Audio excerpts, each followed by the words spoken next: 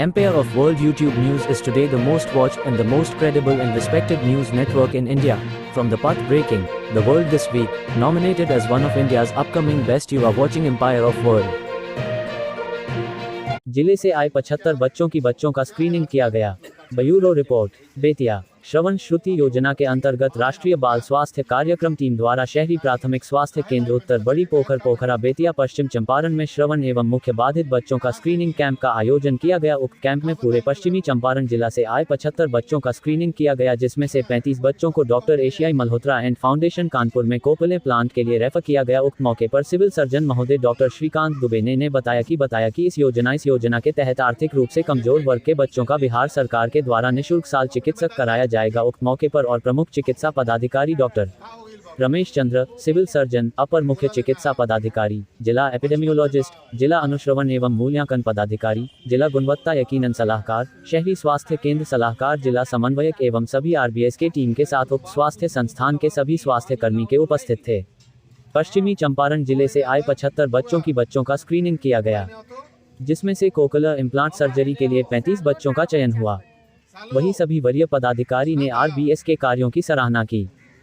जो सुनेगा नहीं वही नहीं बोलेगा। आप लोग अपने आए हैं कि आपको लाया गया है? वही डॉक्टर साहब लोग देखे थे तब आए हैं? वहाँ डॉक्टर साहब लोग देखे थे तब वो लोग लाए हैं कि अपने से आए हैं?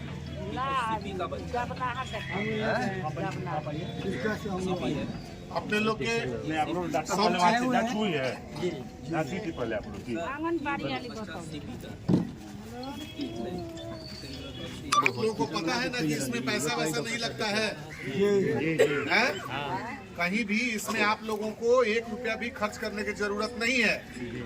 ये सरकारी योजना है और सरकारी योजना के माध्यम से आज जांच होगा और फिर जरूरत के अनुसार इसको आगे की तरफ हम लोग रेफर भी करेंगे और ऑपरेशन भी करवाएंगे।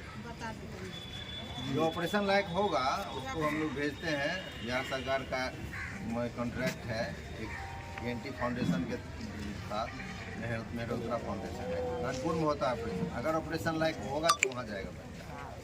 सर पूरा प्रोग्राम के बारे में बताएंगे क्या है ये प्रोग्राम आज जो यहाँ ये मूक बधिर लोगों का जो है जांच होता है पूरे जिला में। हमारा आरबीएस के जो डॉक्टर हैं वो स्क्रीनिंग करते हैं जगह जगह जा करके, उनको ड्यूटी असाइन है। कोई भी कंजेनाइटल डिजीज़ का वो लोग देखते हैं। आज कंजेनाइटल मूक बधिर जो कि डिफ एंड डम लोग हैं, उन लोगों का जांच करके ये लोग इकट्ठा किए हैं। इनका जांच करने के लिए बाहर से लोग आएंगे।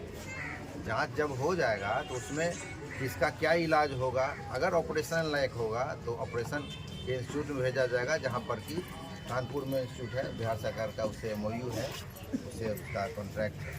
और एक बच्चा वहां से ऑपरेशन करा के भी आया है, उसको फ़ायदा हुआ है, सुनने में कुछ राहत है। तो इसी तरह से दूसरे बच्चे भी अगर ऑपरेशन लायक होंगे तो जाएंगे, नहीं तो दूसरा भी कोई कारण होगा तो उस हिसाब से इलाज होगा। फिलहाल यहाँ पर हम लोग आज जांच करेंगे। सब जो भी बच्चे आए हैं उनका जांच। यह कार्यक्रम कितने दिनों तक चलेगा?